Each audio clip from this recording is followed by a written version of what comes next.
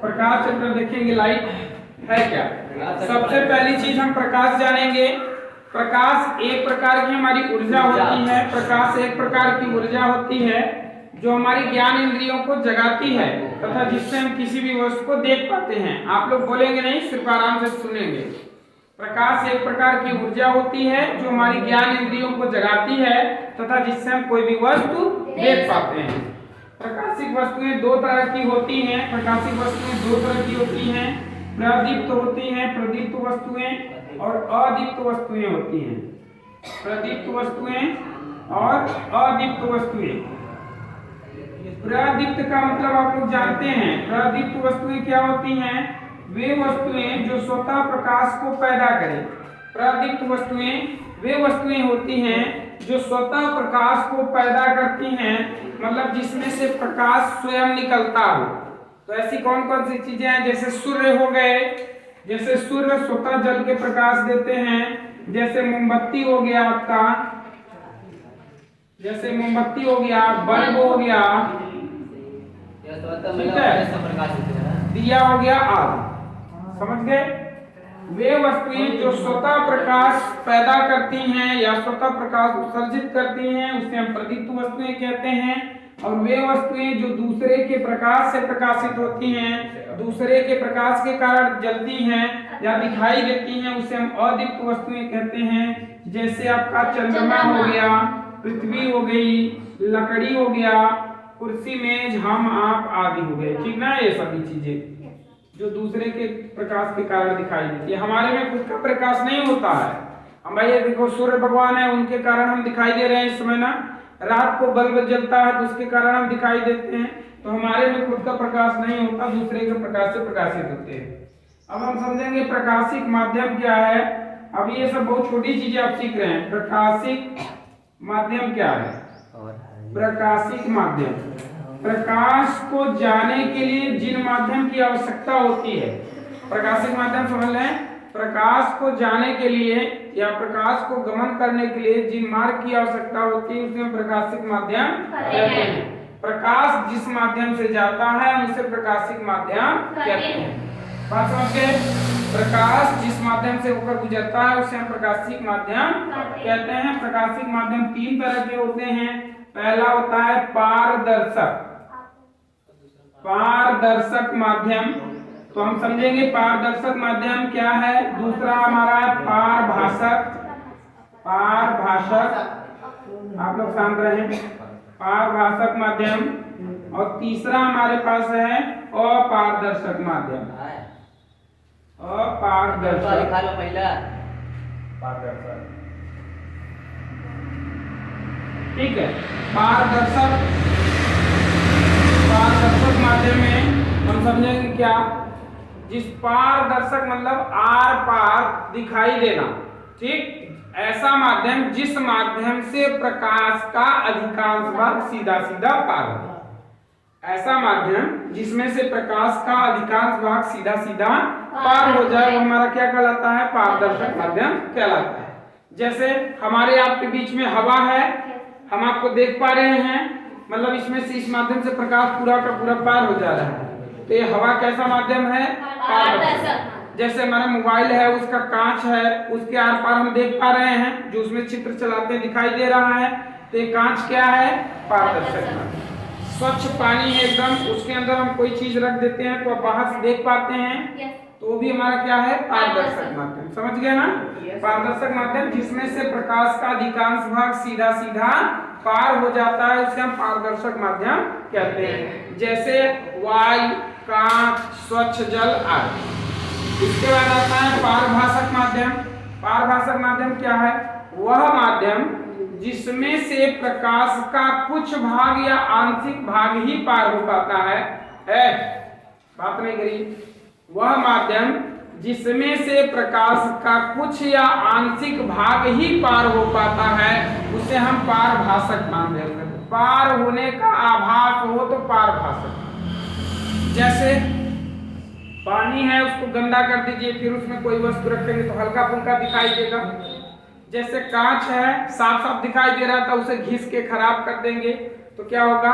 अच्छे से दिखाई नहीं देगा, धुंधला दिखाई देगा। पानी में कागज को डुबो के पानी में देखिए तो हल्का आर पार दिखाई देता है, या तेल लगा हुआ कागज को देखिए आर पार तो हल्का हल्का दिखाई देता है। ठीक है, पियर सब नहाते नहाते बहुत पतला हो जाता है, उसके बाद आर पार झलकने लगता है। तो ये सब उदाहरण आप दे सकते हो किसमें, पारक भाषक के माध्यम में, जिसमें से प्रकाश का कुछ या थोड़ा भाग ही आर पार हो पाता है।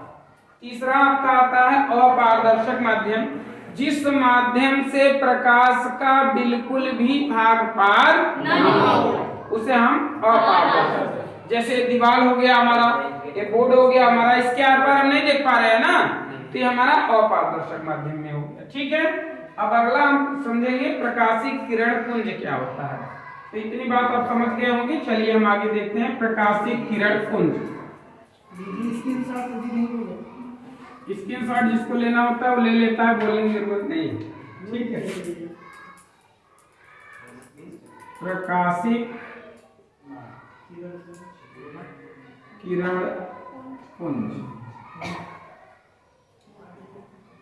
पुंज का मतलब समूह से है, पुंज का मतलब समूह, किरणों के समूह को किरण पुंज कहते हैं। सिंपल सी बात, इतनी समझ में आ गया। पुंज मतलब समूह, किरण का किरणों का एक समूह किरण पुंज, प्रकाश की किरणों का समूह प्रकाशिक किरण पुंज। बात समझ में आ गया। पुंज का मतलब समूह, किरण पुंज का मतलब किरणों का समूह, और प्रकाश किरण पुंज का मतलब प्रकाशिक किरणों के समूह को प्रकाश किरण पुंज कहते हैं। प्रकाश किरणों के समूह को सूर्य से आने वाली जो प्रकाश की किरणों का एक समूह होता है उसे हम क्या कहते हैं, प्रकाशीय किरण पुंज कहते हैं। एक किरण पुंज भी तीन तरह के होते हैं, अभिसारी,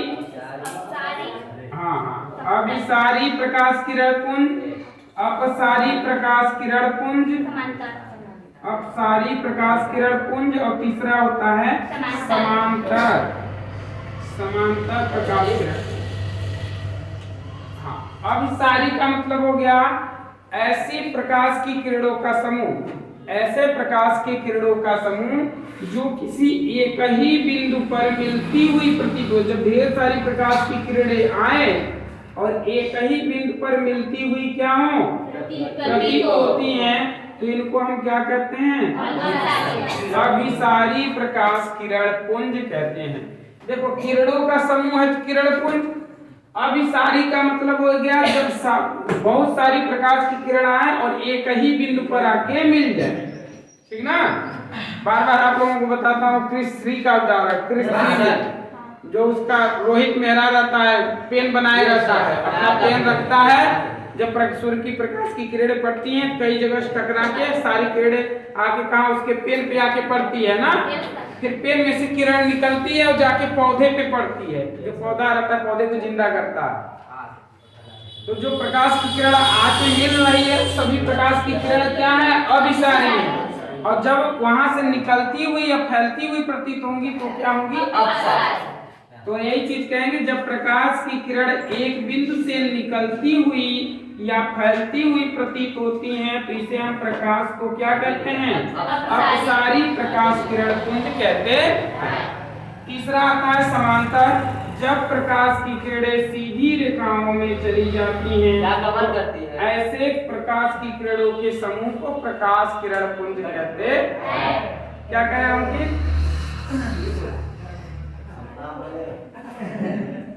ठीक है। चलिए अब हम लोग अगला देखते हैं प्रकाश के गुण। यहाँ से आपका इम्पोर्टेंट चीज स्टार्ट होता है। अभी थोड़ी थोड़ी चीजें आपने जानी, अब यहाँ से इम्पोर्टेंट चीज आपकी स्टार्ट होगी जो परीक्षा के लिए आपका महत्वपूर्ण होगा ना। प्रकाश के गुण, प्रकाश के क्या क्या गुण है भाई, यह छाया बनाता है, ये छाया बनाता है, नहीं बनाता है, हाँ प्रकाश की छाया बनाता है, छाया बनाता है, परछाई बनाता है भाई, छाया बनाता है परछाई बनाता है, तो ज्योति उजाला होता है ना। हाँ इसका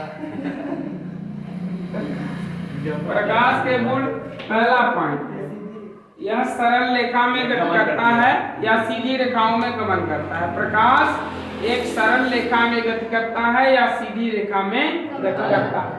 पहला पॉइंट, प्रकाश गति का एक ज्ञान है। सरल रेखा में गति करता है।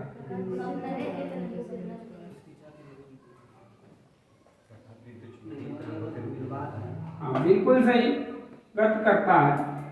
प्रकाश विद्युत चुंबकीय तरंगों के रूप में चल सकता है। आप सुन लीजिए, मैं सारा लिखूंगा नहीं, आप लोग सुन लीजिए। प्रकाश सरल रेखा में गति करता है। प्रकाश विद्युत चुंबकीय तरंगों के रूप में भी चल सकता है। प्रकाश की चाल 3 × 10 के पावर 8 मीटर प्रति सेकेंड होती है। बोले नहीं आप लोग? प्रकाश की चाल 3 × 10 के पावर 8 मीटर प्रति सेकेंड होती है। प्रकाश की तरंग दैर्घ्य 3900 एंगस्ट्रॉम से 7800 एंगस्ट्रॉम तक होती है। प्रकाश निर्वात में भी चल सकती है। ठीक है, तो 4-5 पॉइंट बहुत हो गया, आप लोग आराम से लिख लेंगे। प्रकाश सरल रेखा में गति करता है। प्रकाश सरल रेखा में गति करता है। प्रकाश विद्युत चुंबकीय तरंगों के रूप में भी चल सकता है। प्रकाश निर्वात में भी गमन करता है। निर्वात मतलब जहाँ पे हवा कुछ ना हो। ठीक है, निर्वात में भी गमन करता है। प्रकाश की निर्वात में चाल 3 × 10 के पावर 8 मीटर प्रति सेकेंड होती है और प्रकाश का तरंग दैर्घ्य 3900 एंगस्ट्रॉम से लेकर 7800 एंगस्ट्रॉम होता है। हाँ कहीं कहीं देता है 4000 से देता है, लेकिन एक्चुअल में होता 3900 से ही होता है। 3900 एंगस्ट्रॉम से लेके आपका 7800 एंगस्ट्रॉम तक होता है। 7800 एंगस्ट्रॉम, कहीं कहीं 4000 भी दे देता है। ठीक है, चलिए तो प्रकाश के गुण के बाद अब हम लोग देखेंगे प्रकाश का परावर्तन। ठीक है, चलिए तो देखते हैं हम लोग प्रकाश के परावर्तन को। प्रकाश के गुण को आप लोग अच्छी तरीके से नोट कर लेंगे और लिख लेंगे। ठीक है, ये इम्पोर्टेंट है। अब यहाँ से शुरू हो रहा है, देखिए प्रकाश का परावर्तन क्या है। प्रकाश का परावर्तन, चलिए देखते हैं प्रकाश के परावर्तन। प्रकाश का परावर्तन में हम लोग देखते हैं इधर देखिए, हम कहते हैं सूर्य से आने वाली किरणें। देखिए सूर्य भगवान हो गए हमारे। सूर्य से आने वाली किरणें यदि किसी चिकने समतल से टकराती हैं, जब किसी चिकने समतल से टकराती हैं तो टकरा के अगर पुनः उसी माध्यम में वापस लौट जाती हैं तो इसी घटना को हम प्रकाश का जब प्रकाश की किरणें आती हैं किसी चिकने समतल से टकराती हैं और टकराकर पुनः उसी माध्यम में वापस लौट जाती हैं। जैसे यह माध्यम मेरा वायु था और नीचे मेरा मान लीजिए जल है। क्या है? जल है। ये दूसरा माध्यम हो गया हमारा जल का, जल है। अगर इस माध्यम में आई और इसी माध्यम टकराने के बाद इसी माध्यम में वापस लौट गई तो इसी घटना को हम प्रकाश का परावर्तन कहते हैं। बीच में एक मेरा विलंब होता है। क्या होता है? इसे बोलते हैं अभिलंब। अभिलंब। अब देखिए आने वाली किरण को हम आपतित किरण बोलते हैं। क्या बोलते हैं? आपतित किरण। और जाने वाली किरण को बोलते हैं परावर्तित किरण, क्योंकि परावर्तन के पश्चात जा रही है ना परावर्तित किरण। ठीक है, अब यहाँ से देखिए आने वाला कोण जो होता है वो आपतन कोण हो जाएगा। आपतन कोण, इसे क्या बोलते हैं? आई। और इसे परावर्तन कोण बोलते हैं। क्या बोलते हैं? परावर्तन आर। कोण कितना?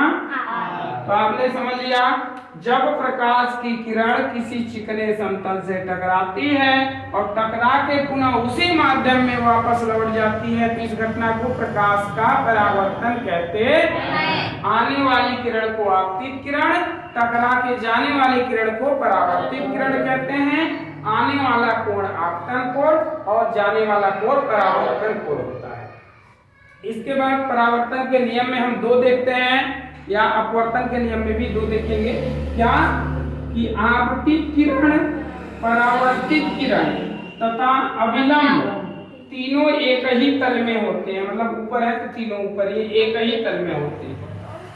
इस पहले नियम में कहते हैं कि आपतित किरण, परावर्तित किरण तथा अभिलंब तीनों एक ही तल में होते हैं। दूसरी चीज हम कहते हैं कि आपतन कोण परावर्तन कोण के बराबर होता है। मतलब कोण आई बराबर होता है कोण आई बराबर होता है कोण आर। बात समझ गए? तो प्रकाश का परावर्तन में आपने समझा कि जब प्रकाश की किरणें आती हैं किसी चिकने समतल से टकराती है और टकरा के उसी माध्यम में वापस लौट जाती हैं, तो इस घटना को हम क्या कहते हैं? प्रकाश का परावर्तन कहते हैं। ठीक है। आने वाला किरण आपतित किरण, जाने वाला किरण परावर्तित किरण, बीच में अभिलंब होता है। आने वाले कोण का आपतन कोण, जाने वाले कोण को परावर्तन कोण बोलते हैं। कोण आई कोण आर के बराबर। इसके बाद हम लोग देखेंगे, अब देखिए यहाँ से गोली दर्पण स्टार्ट हो जाता है, लेकिन गोली दर्पण से पहले हम यहाँ पे बताएंगे प्रकाश का अपवर्तन क्या होता है, प्रकाश का प्रकीर्णन क्या होता है। उसके बाद हम लोग गोली दर्पण में चलेंगे। ठीक है, तो चलिए हम देख लेते हैं आगे।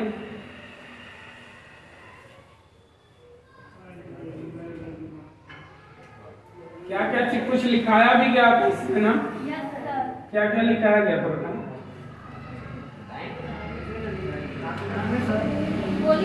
निकालिए तब तक हम बता रहे हैं। प्रकाश का अपवर्तन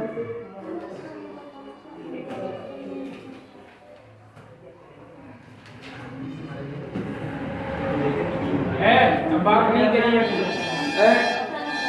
चलिए इधर देखिए, बात बाद में करिएगा। बस जा रही है कौन मेरे को चले जाने दीजिए।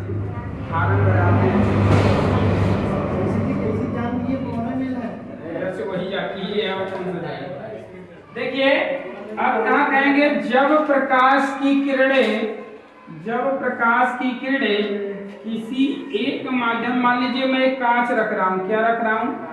एक कांच का टुकड़ा है, इसको मैंने रख दिया, एक कांच है, चाहे जल ही समझ लो, आपको जो समझना है, कांच समझ लीजिए चाहे जल समझ लीजिए, मैंने रखा है।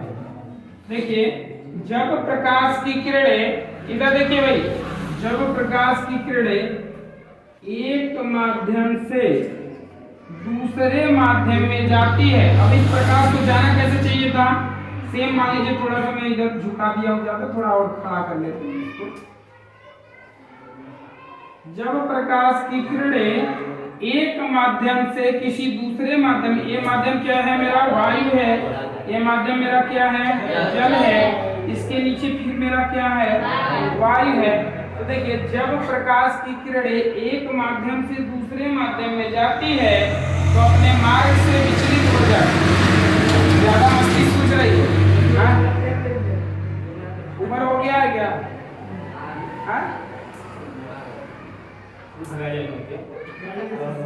नहीं ज्यादा मस्ती आ रही हो तो चले जाओ बाहर, मस्ती करके फिर आओ। नहीं मन नहीं कर रहा, मन कर रहा है बाहर जाने का? हाँ नहीं कर रहा है। चलिए देखिए, जब प्रकाश की किरणें एक माध्यम से दूसरे माध्यम में जाती है तो अपने मार्ग से विचलित हो जाती है। यही घटना प्रकाश का अपवर्तन कराता है। इतना ही बात होता है, ध्यान से सुन लीजिए। जब प्रकाश की किरणें एक माध्यम से दूसरे माध्यम में जाती है तो अपने मार्ग से विचलित हो जाती है। विचलित हो जाती है इसका मतलब ये इस तरीके से जाना तो चाहिए, इसको कैसे? ऐसे जाना चाहिए, ऐसे जाना चाहिए था ना? लेकिन ऐसे ना जाके वो क्या होती है? ये ऐसे हो जाती है, ठीक ना? तो अपने मार्ग से विचलित हो जाती है। बीच में क्या होता है? अगर हम यहाँ बनाना चाहें तो यहाँ क्या होता है? अभिलंब होता है ना? अच्छा, तो देखिए जब प्रकाश की किरणें एक माध्यम से दूसरे माध्यम में जाती है तो अपने मार्ग से विचलित हो जाती है। यही घटना प्रकाश का अपवर्तन कहलाता है। अब देखिए विचलित हुई तो कैसा हुआ? ये जाना चाहिए था ऐसे, चला है इधर, झुक गया। तो इसी को कहते हैं कि जब भाई सघन, ये विरल है, ये विरल माध्यम है, सघन माध्यम है। वायु जो है कैसा माध्यम है? विरल माध्यम है। और ये कैसा माध्यम है? सघन मतलब गाढ़ा ना, ये सघन माध्यम है। जब वायु विरल माध्यम से सघन माध्यम में जाती है तो अभिलंब की ओर झुक जाती है, ठीक ना? और जब कहेंगे कि सघन माध्यम से विरल माध्यम में जाती है, सघन माध्यम से विरल माध्यम में जाती है तो अभिलंब से दूर हट जाती है, अभिलंब से दूर हट जाती है, ठीक ना? देखो फिर क्या हुआ, ऐसे आया, फिर यहाँ झुका, फिर उधर गया तो इसी कोण पे निकला। कहने का मतलब जितना कोण ए वाला रहा होगा उतना ही कोण आपका ए होगा, जो कोण ए रहा होगा वही कोण ए होगा, क्योंकि भाई ये भी निर्वात है, मतलब कि वायु है, ये भी वायु है।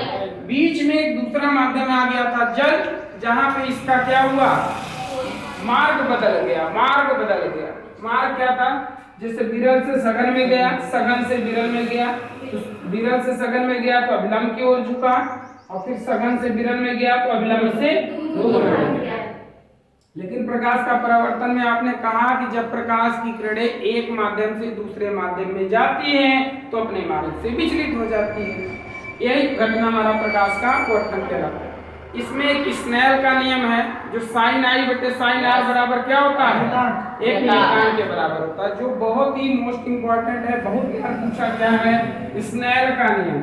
ठीक है, इसे नोट कर लेंगे। स्नेल के नियम को आप लोग लिखाएं कि नहीं, स्नेल का नियम देखो लिखाया गया है ना, स्नेल का नियम लिखाया गया होगा। साइन सिंपल ऐसे भी आप बोल सकते हो। देखो अगर आपको सूत्र याद है कि साइन आई बटे साइन आर, तो आई आप जानते हो क्या है, आई आपतन कोण, आर परावर्तन कोण। तो कह सकते हो कि आपतन कोण और परावर्तन कोण का जो अनुपात होता है वह एक नियतांक के बराबर होता है, अर्थात इसका अनुपात नियत रहता है, सभी जगह बदलता नहीं है, स्थिर रहता है। इन दोनों का अनुपात सभी जगह पे एक समान रहता है। अब यही अगर लेजर लाइट होती, यहाँ पे एक कांच रखा होता, आप यहाँ से ऐसे डाल के देखते तो किरणें आपको पता चलती, यहाँ से किरण कैसे जाती, यहाँ से जाती, जब तक वो शीशे में रहती तब तक इधर झुकी रहती, शीशे के बाहर निकलती देखते एक और जो निकलता वो एक लाइन में दिखता। बीच में आपको यहाँ से लेजर मतलब आपको किरण सीधी दिखती, फिर आगे भी सीधी दिखती, लेकिन बीच में टेढ़ी दिखती, मतलब बीच में ऐसे टेढ़ा हो जाता, आगे जाके बाहर निकलता, फिर सीधा निकलता इसी के साथ। तब आप लोग को एकदम क्लियर हो जाता। जैसे यहाँ से मैं जलाता तो जैसे शीशे पे पड़ता तो मुड़ जाता, लेकिन शीशे के बाहर निकलता फिर इसी सीध में जो गया होता उस सीध में दिखेगा। तो यही हमारा क्या कहलाता है, प्रकाश का अपवर्तन। स्नेल के नियम को आप लोग अच्छे से समझ लेंगे कि स्नेल का नियम है क्या, ठीक ना। एक चीज और कुछ बताने जा रहा था यार, नहीं आता कौन सारिये के ढेर रुपया पड़ा रहा था। अच्छा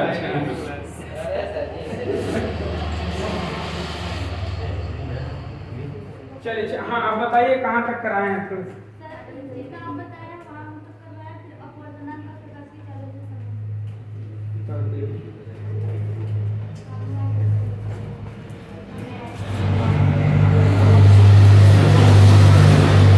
अच्छा ये अलग अलग पार्ट करके लिखे हो क्या, अलग अलग पार्ट करके लिखे हो, मतलब पुरानी बुक से है क्या।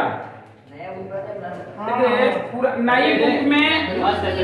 नई बुक में क्या है, प्रकाश का परावर्तन अपवर्तन प्रकीर्णन सब एक ही में है, एक ही चैप्टर। हाँ, और पुरानी बुक में था प्रकाश का परावर्तन अलग चैप्टर था, प्रकाश का अपवर्तन अलग चैप्टर था, प्रकीर्णन वाला अलग था, परावर्तन दोनों तो इसमें एक ही दे दिया। अच्छा चलिए इसके कुछ एग्जांपल देखते हैं। जैसे प्रकाश का अपवर्तन में आप लोग क्या एग्जांपल देखते हैं, कुछ बताएं आप लोग दैनिक जीवन में। बाल्टी में रखा हुआ सिक्का का एकदम सही बात।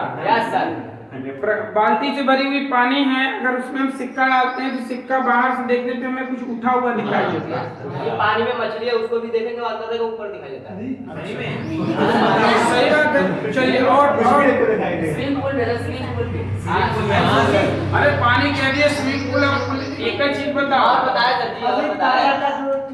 हाँ हो सकता है नहीं, देखो सिंपल सी बात है, मेला में जाते हो, मेले वाला आप लोग देखते हो, जैसे वो जुआ खिलवाते हैं नहीं, पानी में रखा हुआ एक सिक्का रख देंगे पानी में ऐसे टब में, बोलेंगे कि इसमें जो डाल देगा वो पैसा उसका होगा। तो होता क्या है, एक्चुअल में हम लोग जिस माध्यम में खड़े रहते हैं वो माध्यम कौन सा होता है, वायु, और पानी जो है वो दूसरा माध्यम है। तो एक्चुअल में जो हमें सिक्का जहाँ दिखता है वहाँ सिक्का होता नहीं है, हम लोगों को सिक्का जहाँ दिखाई देता है वहाँ सिक्का रहता ही नहीं है, क्योंकि सिक्का दूसरी जगह वो दूसरे माध्यम में है, तो हम लोग वहाँ डालने की कोशिश करते हैं तो वहाँ जाता ही नहीं है, ठीक ना। अब क्या करना है, अगर आपको सेम देखना है तो आप पानी में अपनी मुंडी डुबो लीजिए, फिर आप देखिए तो आपको एकदम एग्जैक्ट लोकेशन उसका दिखेगा। क्यों? क्योंकि आप भी उसी माध्यम में हो गए और वह भी उसी माध्यम में है। अगर सेम माध्यम में दोनों लोग, जैसे कि अब मैं इसकी बात कर रहा हूँ, ये जहाँ मुझे दिखाई दे रहा है वैसा आपको भी दिखाई दे रहा है, लेकिन यही अगर पानी में होता तो इसका माध्यम बदल जाएगा, मेरा माध्यम दूसरा रहेगा। तो मैं अगर अलग माध्यम में हूँ और जो वस्तु देख रहा हूँ दूसरे माध्यम में है, तो जो मुझे दिखाई दे रही है इसका मतलब उसका एग्जैक्ट पोजीशन वो नहीं है, उसका पोजीशन अलग है, ठीक ना। अब आप उसे सॉल्व कैसे कर सकते हो, या जो जुआ वाला खेल रहे हैं उसको पिघा कैसे सकते हो? देखो उसका दिमाग यही है कि आप खड़े हो विरुद्ध माध्यम में और वो सिक्का जो है वो सघन माध्यम में। तो अगर सिक्का आपको जैसे दिखाई दे रहा है इधर, तो इधर मत समझिए, वो एक्चुअल में यहाँ है, वो है कहाँ? इधर है। तो मतलब अभिलंब की तरफ ही सिक्का फेंकिए, मतलब सिक्के को एकदम जैसे कि जो फेंकने वाला है एकदम बीचों बीच उसका बना लीजिए और उसी के बगल में फेंकिए। किधर बगल? अरे जैसे ये अभिलंब है ना, जैसे मान लीजिए सब कुछ करो, आप यहाँ खड़े हो, ये बाल्टी है, यही बाल्टी है आपकी, तो सिक्का यहाँ मुझे दिखाई देगा लेकिन वहाँ होगा नहीं। सिक्का होता कहाँ है हमारा? यहाँ होगा। तो जब हम यहाँ फेंकेंगे ना तो ये अभिलंब बीचों बीच, जान लीजिए कि बाल्टी का ये बीचों बीच हिस्सा है, तो बीचों बीच हिस्सा के जिधर आप खड़े हो उधर में उससे थोड़ा सा आगे फेंकोगे ना तो वहाँ पे फंस जाएगा।